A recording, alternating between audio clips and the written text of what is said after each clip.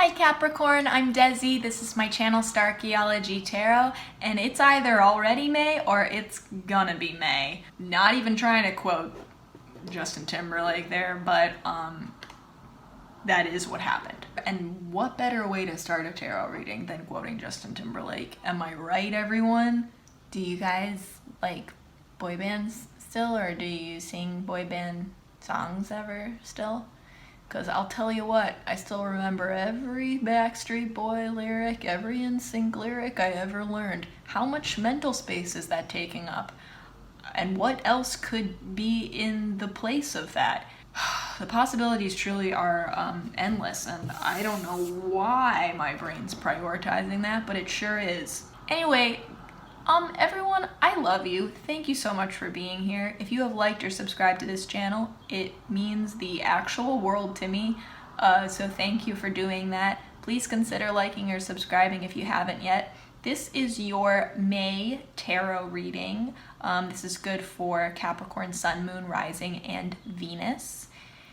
Some of this is going to resonate, some of it won't. Take what resonates, that's what's meant for you. And if it doesn't resonate, it's meant for someone else. So let's all share and respect everyone's different experiences that we're all having. On that note, Capricorn, let's dive in.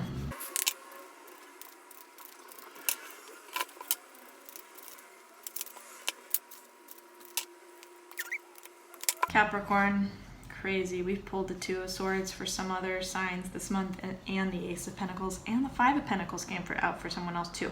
Okay, wait, what am I talking about even? You have the Five of Pentacles, you got the Two of Swords, we got the Ace of Pentacles, we got the Seven of Pentacles. So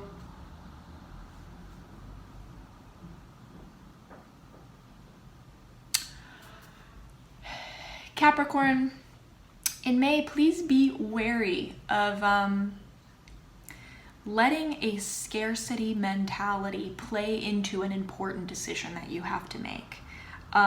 This is not a time to decide something based on your fear of not having enough in the future.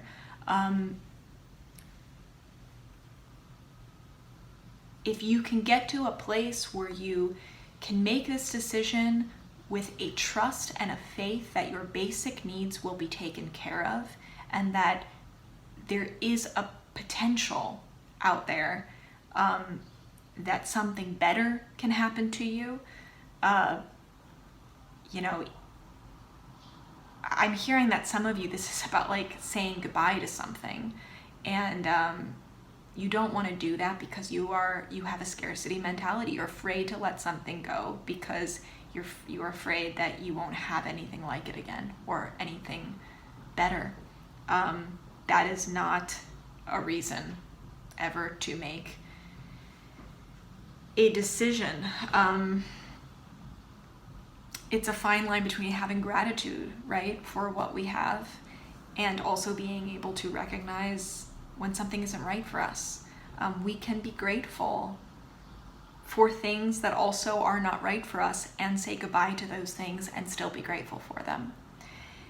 We can also affirm that there is a myriad of potentials out there for us, something that fits us even better, something that is more right for us than what we have right now. But we can never receive with a closed hand. We have to let things go in order to open our hands and welcome new gifts, new blessings to us.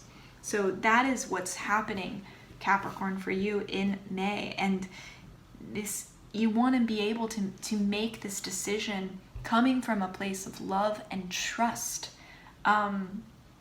You know, what's the choice that you would make if you were certain that ultimately you would be taken care of? That's the right decision. Not the one that makes you feel restricted and scared. Not the one that's coming from a place of fear, like, I feel like I have to do this, but what if blah, blah, blah happens? What if this? As soon as you start saying, but what if, you know that's not divine source leading you down that path. That's ego leading you down that path. And be wary of that, because there is sanctuary I'm seeing for you, Capricorn, in this decision. There is sanctuary in this decision for you. in the hard decision. And you might not see it that way because you are too worried about your basic needs being met and not having enough. So be brave this month, because what ultimately, and I can say that this is a definite scarcity mentality. It is not true scarcity. And I say that because we have the Ace of Pentacles and the Seven of Pentacles that follow. When you make this decision, you plant a seed that later will be blossoming to the point that you don't have to be fighting for this anymore. You know, I think you're like making this decision thinking like, oh, I'm gonna have to then fight to have my basic needs met. I'm gonna have to fight for what I want. And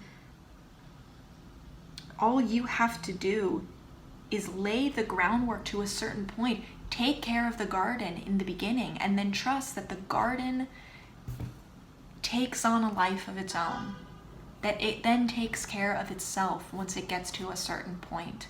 There gets to be a point where you don't need to be micromanaging the growth of the seeds that you've planted. There is an innate faith and trust that when you put something in the ground, it will come out, because that is a law of the universe, a law of nature that we don't question. So what laws of nature in your own life are you questioning? Are you doubting?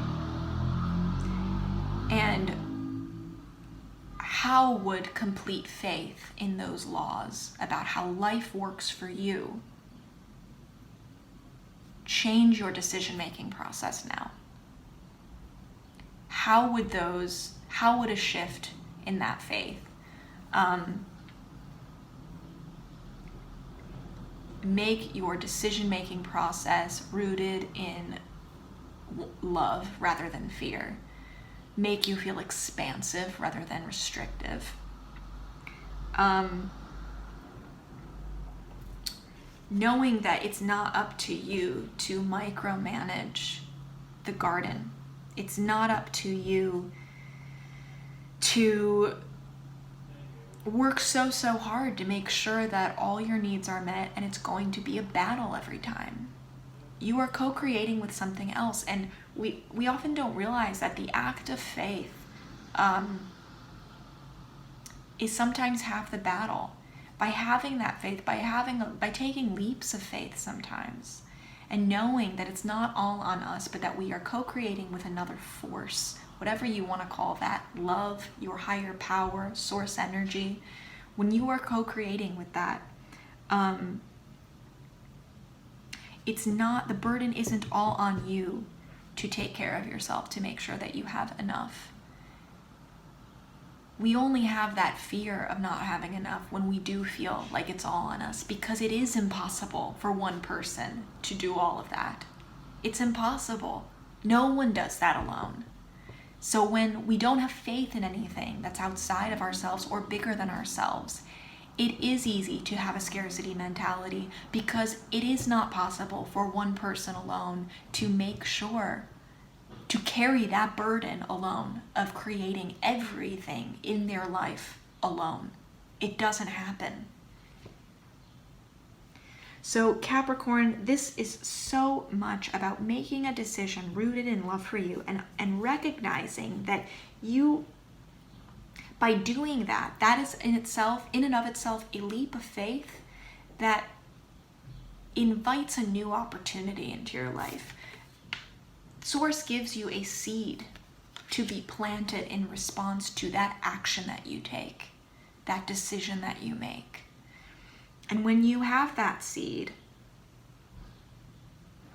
you can rest assured that it's not going to be a wasted opportunity. You put in the work you know you need to put in, and then you trust that you are doing your part, and that there is something else doing its part to make sure that that seed blossoms and grows. You do not need to micromanage this event, this experience, this decision. So let go a little bit, rest in faith, turn over that burden, some of that burden at the very least. Because it is not ever designed for one person to carry. And you are no exception to that rule, Capricorn, truly. May can really end blossoming for you and you realizing, oh, I got through the hardest part of this already, and now it's time for me to sit back and watch this garden grow and reap the rewards of it. So rest in the faith of that, Capricorn. I would love to hear how this looks specifically in your life, so please feel free to comment and share below if you feel open and I don't know, excited to share your experience with another human being. I'm so grateful you're here. If you haven't liked or subscribed, please consider it. And I'm rooting for you in May. I love you, and I'll see you next time.